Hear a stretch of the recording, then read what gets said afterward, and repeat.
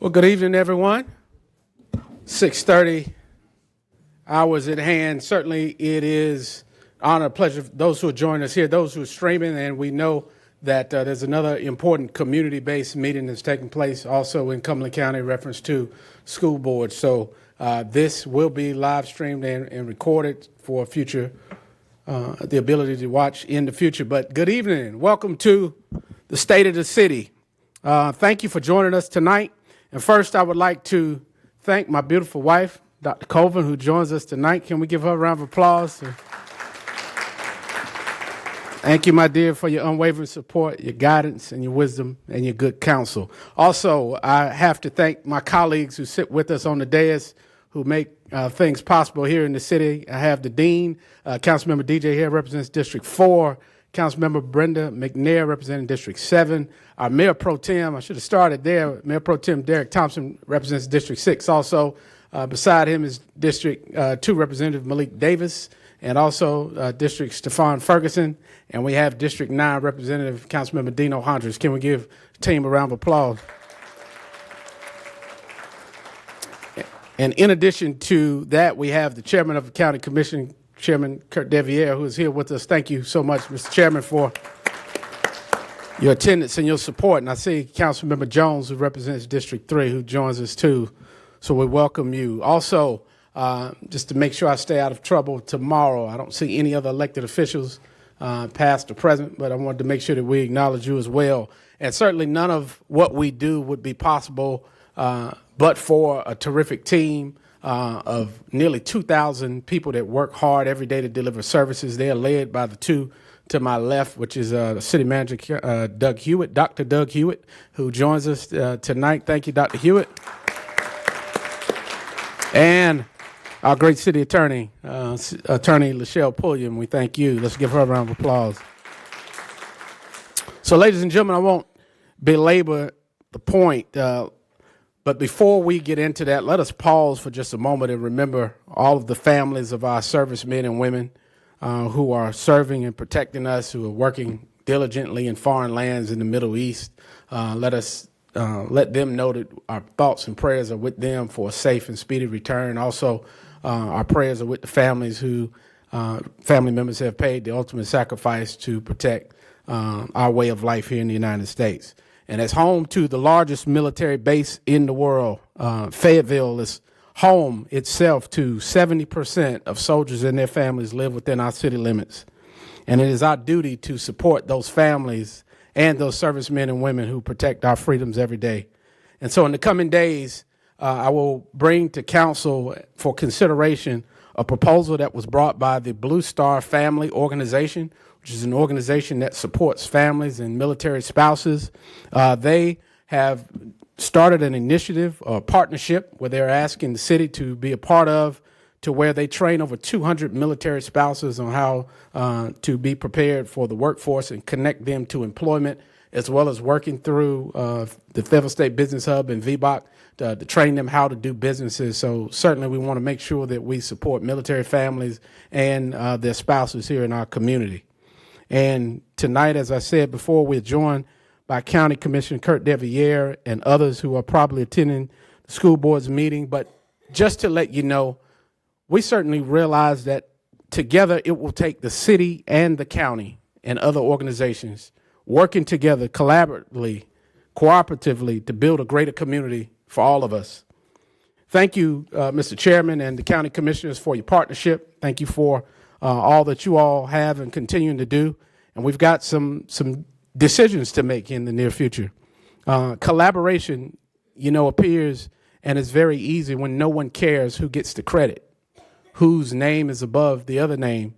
And so, but we all, as we work for the common good of our community, know that we have some very important decisions to make in the coming weeks, and we look forward to working with you as we examine the future of our 911 process here in our community. Is an opportunity for the city and the county to do that process together, to make it more seamless, to make it more efficient. And so the city council and the county commission will work to move this item along that has been a lingering item for many, many commissioners and many councilmen prior to us. Also, in addition to that, we have our Parks and Recreation Agreement, where the city and the county have collaborated since 2006 to bring a unified parks and recreation service to our community to make it more efficient. And so those type of agreements and decisions, among others, will be considered in the coming days.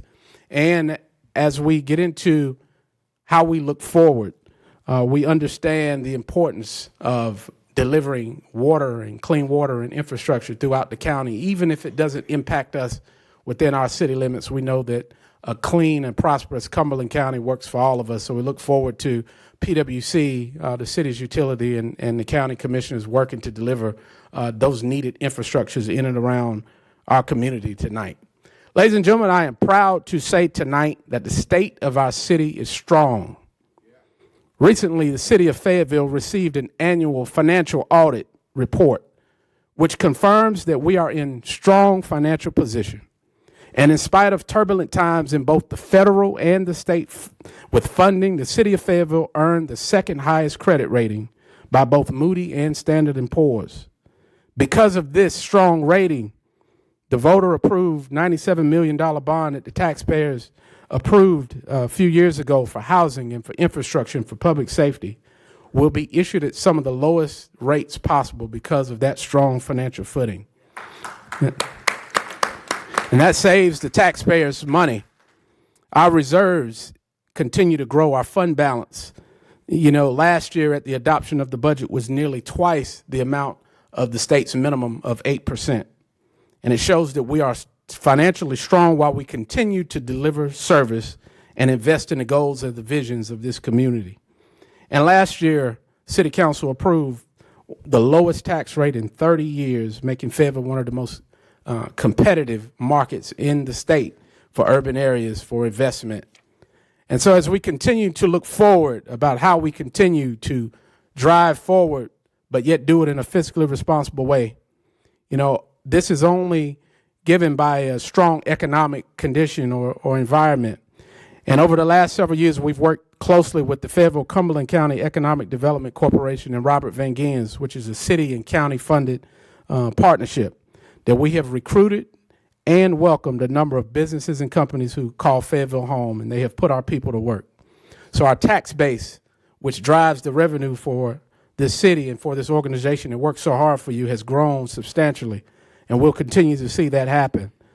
But we realized early on that, again, as I said earlier, that our success depends on good partnerships and collaboration with others. And so the city brought together heads of the Cumberland County Commission and the chairman and Fayetteville State University and Chancellor Allison and Methodist University, President Weirden, Fayetteville Tech with Dr. Searles and PWC, Tim Bryant, Cumberland County Schools Superintendent, now Dr. Bracey, and Cumberland County Health, which is Mike Nagowski. We brought together a meeting several years ago to say, how do we fix our community and make it great for all of us? And together we are building not only what started out as a next generation workforce combination, but we are talking about how we build a community that will work well in the future. You know, in this competitive environment, it has never been more important that we have a well-educated, well-trained, ready-to-work workforce. Today, you would be hard-pressed to take your phone out, to use any app that you have available that doesn't use AI or artificial intelligence in some form or fashion. And with the advancement of AI and artificial intelligence will come the advancement of data centers who house this information to make it possible. Every community at some point will have to have this tough conversation. And I am proud to announce that as we train our workforce, that as we prepare them for the future, the city has allocated and invested over $1.3 million in developing and training the next generation workforce in initiatives over the last several years. And that deserves a round of applause. And just to let you know what that means, those are programs like Dr. T. House's program that teaches coding and software engineering and writing courses in Douglas Byrd High School and in 71st High School to our kids. That partnership and this alignment of the city, county, our community colleges and universities have traveled to other communities to see how it is that we can better work together. That we took a trip to the Research Triangle Park to see if there were any opportunities for partnerships between our community and the RTP. that the resources that we have, our military connection, our presence, our people, that how it could fit into the progress that we're seeing just 50 miles up the road.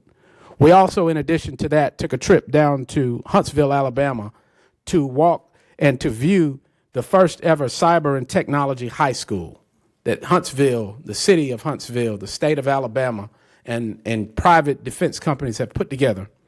And that model takes 9th through 12th graders that not only gives them a diploma at graduation, but it also gives them certifications in cyber and technology, which prepare them to open and walk through doors for jobs that start at $70,000 through $100,000 right out of high school. And so these are the kinds of programs that working together will bring to this community. You know, as we have found our footing as to who we are, you know, for so long that we have been asked that Fayetteville is what? Raleigh is medicine and research, technology. Charlotte is financial services and fintech. Fayetteville was a blank. And so I am proud to say that working collaboratively, that we have found that we have excellent opportunity and infrastructure because of our positioning with the military for defense and technology related jobs. And we have 42% of our economy is generated through our healthcare system. And so working with the hospital and working with these other companies, that we are working to fully capitalize and leverage those advantages that we have been placed with. Dr. Searles of FTCC, along with Dr. Bracey and the entire team of the Cumberland County School Systems, are working side by side with other community partners to build a pipeline that goes straight from high school to the community college, to our colleges, to the workforce. And this is why programs like this are important. So the city of Fayetteville has invested over $2.5 million in community centers over the last 2 years with the Murchison Road Way Too Real partnership and the Orange Street School renovation and partnership, which was also a county and a state collaboration that houses STEM programs and nonprofits like the 2-6 Project and Greater Futures or Greater Fayetteville by Georgiana Pinckney and others that invest in our next generation. These initiatives have brought STEM and STEAM education into communities that would never see those type of resources. And so we're proud about that today.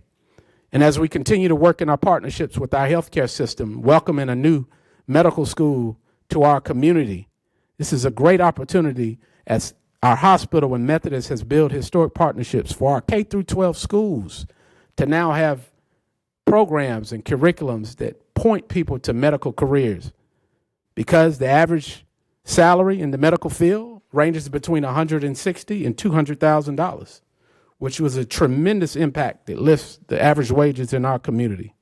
But in order for us to compete, we have to train, we have to educate, and we have to outwork other communities to reach our success. But just as equally as we've talked about our plans for our children, we have to talk about one of the most important things that runs America, which is the small business and entrepreneurship. You know, we have to continue to support our small businesses, which are the lifeblood of America's economy. We have to commit to making it easier, not harder, for them to do business in our community. You know, Chancellor Darrell Allison from Fayetteville State presented a vision of a partnership when he first arrived between the city, the county, and the university to start a entrepreneurship and business hub right here on Murchison Road. And today that hub continues to connect people and opportunities and resources.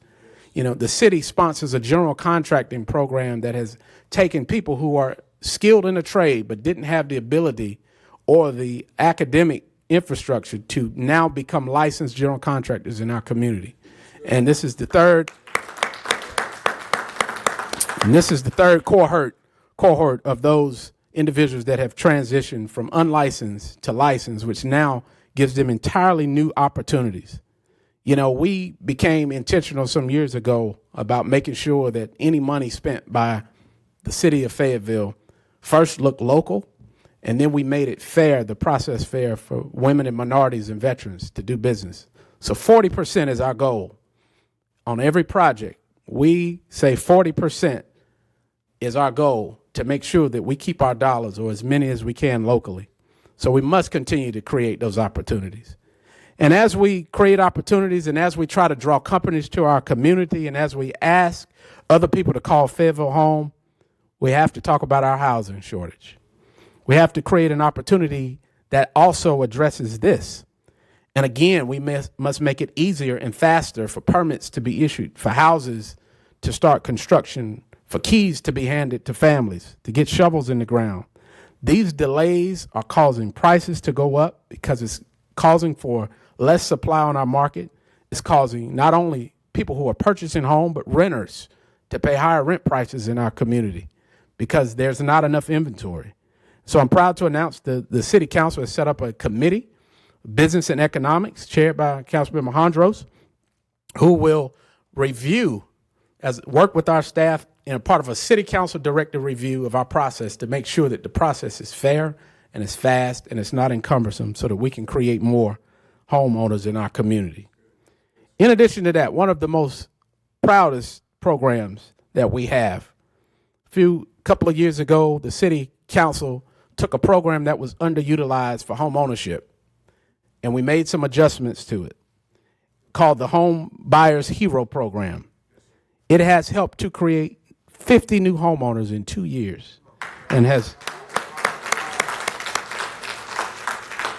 has distributed over $1 million in down payment assistance to help people who work for the city and the county, our teachers, our school system employees, FTCC, Fayetteville Tech, Methodist. If you are a local government employee, you qualify for this. If you are a citizen and you choose to buy a home in the city of Fayetteville, there is down payment assistance if you meet the criteria.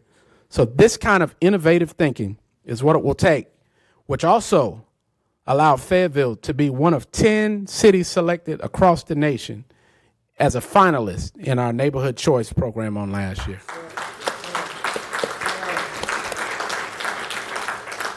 And the federal government awarded us a $450,000 grant so that we could prepare for the final. And we missed it by just that much. But this year, I'm glad to say that we're back at it again. We are a resilient, can-do community that won't quit. And so we have reapplied, and we look forward to bringing that $26 million back to our community to invest in new homes, new businesses, and other investment along Murchison Road corridor in and around that area. You know, this transformational opportunity will not only bring money and dollars and homes and apartments, but it will bring new students and families into the E. Smith and the Terry Sanford school districts that have not had that in a while. You know, I went as a fellow alum of E. Smith. It used to be a 4A school, which is based on the number of students. And now it's a 3A school.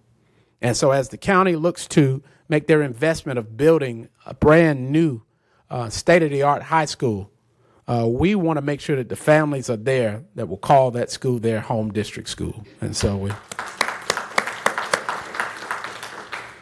And certainly we would be remiss if we did not show appreciation for the partnership that the city, when asked a couple of years ago, we need officers within our schools to protect our children within the city limits. And the city stepped up. So I thank the city council for doing that and sending our officers to watch over the kids, our children within our school limits, within our borders. And that partnership is going well, and we're looking to renew it for another few years. So I thank our men and women of the Fayetteville Police Department and Chief Brown.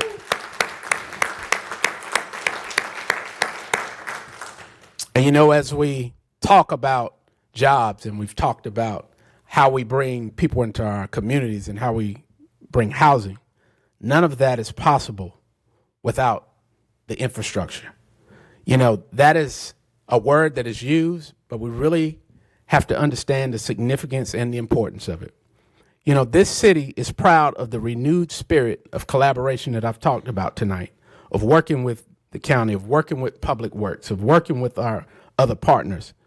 But we are looking forward to a day where PwC and our county use its resources and its partnership to bring infrastructure to places that are outside of our boundaries, because we understand a stronger Cumberland County means a stronger Fayetteville. So communities like Grace Creek and communities like Godwin and Falcon and Stedman need infrastructure. They need water. They need to be able to reach their full potential. And the only way that this community gets out of our tier 1 situation is by a population increase. And we need to be able to use those communities to bring houses and families into Cumberland County, which will also benefit the city of Fayetteville. And so we look forward to, Mr. Chairman, to you and the commission and Public Works and the commission that they will find ways to do that. But in the meantime, our responsibility as the city has been granted by the taxpayers to build $60 million of public safety projects to include a new 911 center. We need to make sure that we're strategically placing those projects in places that may or may not have infrastructure that are needed. So if there's an opportunity to bring infrastructure within the city, there should not be parts of our community that were overlooked and left without because they didn't meet a certain tax base or they didn't meet a certain value. Communities like Shaw Heights exist because of that kind of thinking. Eureka Springs exists because of that kind of thinking. Parts of Bonnie Doon exist without sewer because of those kinds of decisions. So no more is that good for the city of Fayetteville. So we have to use our opportunities and we have to use our resources to work collaboratively to make sure that we do that. And in addition to that, I see a gentleman that comes and frequents us a lot. It tells us that you need to pay attention to the walkability and to the bikeability of this community, that people need to be able to have other options of transportation. So over the last few years, sir, I would like you to know that the city has worked hard to get us off of that list of the least walkable city, and we have achieved that today. So thank you for your persistence. That we have installed almost 10 miles of sidewalk and trails each quarter as we continue to do that. And so each year, if you multiply that by 4 quarters, it's 40 miles of trails and sidewalks that we're continuing to push. Also, 40 miles of paving per fiscal year is what we have done because of the $15 million of the $97 million bond to improve our streets. You know, we had a very low street paving rating a few years ago. And we took an aggressive approach to make sure that no longer was it acceptable for this community to drive around on roads that were considered below average. And so I'm happy to say that the city has continued to be intentional about this. And as I said, we've paved over 40 miles of road each fiscal year for the last few years, improving the walkability and the bikeability of our streets and the quality of our roads. And, you know, finally, as Fayetteville grows, as we talk about roads and streets and bridges, we have to have a transportation system that makes sense, that works for everyone, that connects people to their jobs or to schools or to healthcare and to opportunities. So I am asking council that as this year goes, that we develop a regional transportation strategy. You know, work in this vein has been done some in the past to say that if people live in certain areas outside the bus line, then somehow they're no longer connected to many parts of the city. And so we received a presentation not long ago from our transit department to tell us that they had completed a regional analysis of how we connect communities like Hope Mills to Western Fayetteville, to the mall, to our downtowns. How do we connect Spring Lake to the inner parts of the city or vice versa? So I look forward to doing that. But in addition to transit, we have to look broader. We have to look at how our highways connect. Do we have the right connections to I-685 that is coming through that will connect this region to the Triad region? You know, I talked to some of the leadership in the Guilford County area, and they are preparing. They created more jobs in North Carolina's history in the last 2 years. Nearly 20,000 new jobs are coming to that Triad area.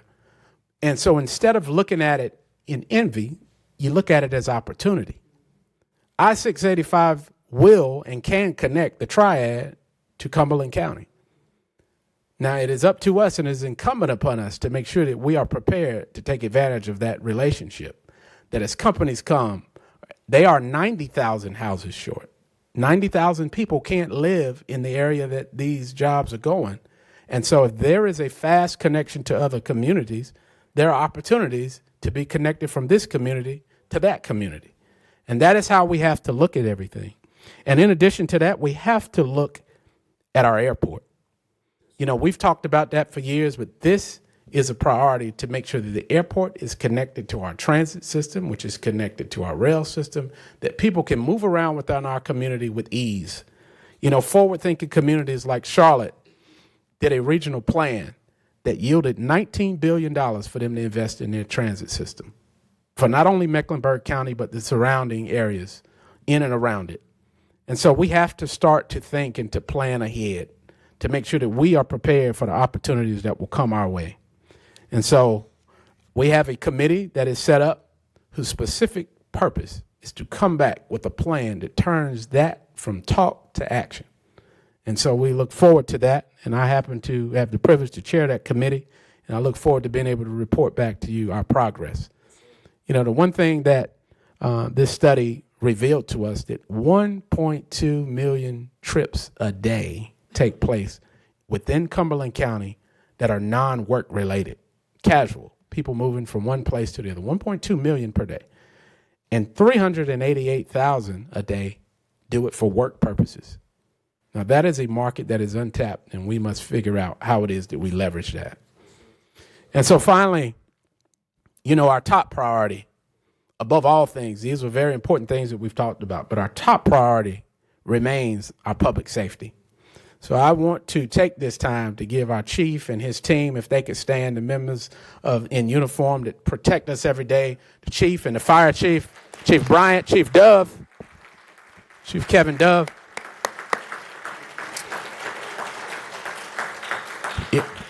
Our police department and our fire department keep our community safe on a daily basis.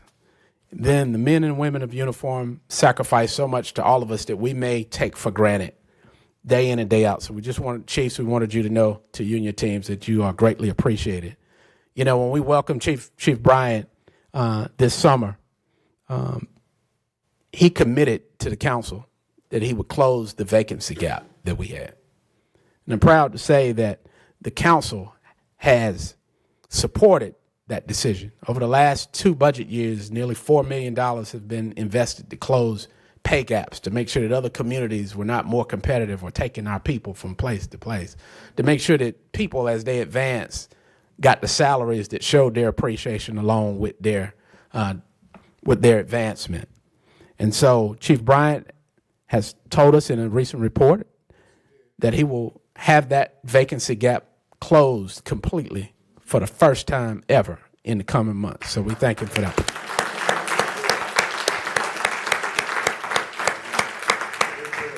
And Chief Dove and his team have one of the highest ratings as a fire department available in the country. So we thank you, Chief, for the job that you and your team are doing.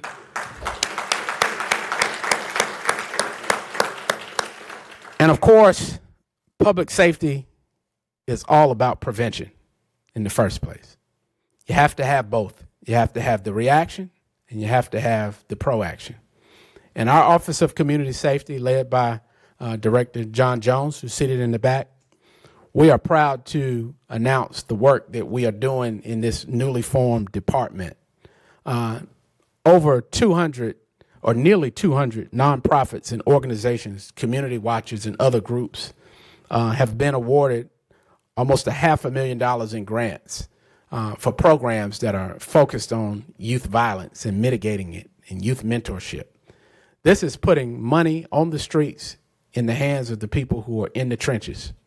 And that is important. Those partnerships, those grassroots relationships are yielding great benefit to our youth, that no longer do you need to be a structured organization that has all the resources that get most of the allocations, but $2,000 and $3,000 and $4,000 and $5,000 grants mean a lot to neighborhood watches and to community programs who feed kids after school or who teach mentoring and do a lot of great work in our community. And so I'm proud that the City Council has been committed to keeping boots on the ground and to keep investments in our youth.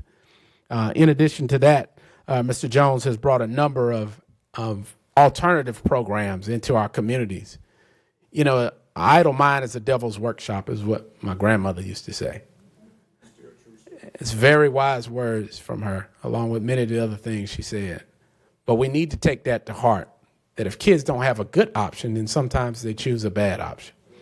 And putting programs in place like that and seeing the work that is done through our Office of Community Safety will yield benefits in our community, and I'm confident about it. So I thank you for that. And ladies and gentlemen, you know, when you look around our great city, from our historic neighborhoods to our growing businesses, from Fort Bragg to our schools, one thing is clear. The state of our city is strong. Our city is great. But even more importantly, the future of our city is bright. This city is built on service. It's built on sacrifice. It's built on resilience. Fayetteville always has been a can-do city. Years from now, people will look back at the moment. They won't just talk about buildings that we built or programs or investments like we did tonight. They will talk about a community that chose to win and to believe in itself. A community that chose unity over division, that chose to hope rather than to doubt, that chose to have vision rather than fear. Because of that, they will say that this moment, Fayetteville stepped into its promise. It found its footing when a can-do city decided that its future would be greater than its past. So tonight, let us continue this good work that we have started together. Let us continue that vision. Let us continue building a city that the next generation will be proud to call home. Because the truth is, Fayetteville's greatest chapter is being written at this moment. Yes, sir. So thank you. May God continue to bless our great city.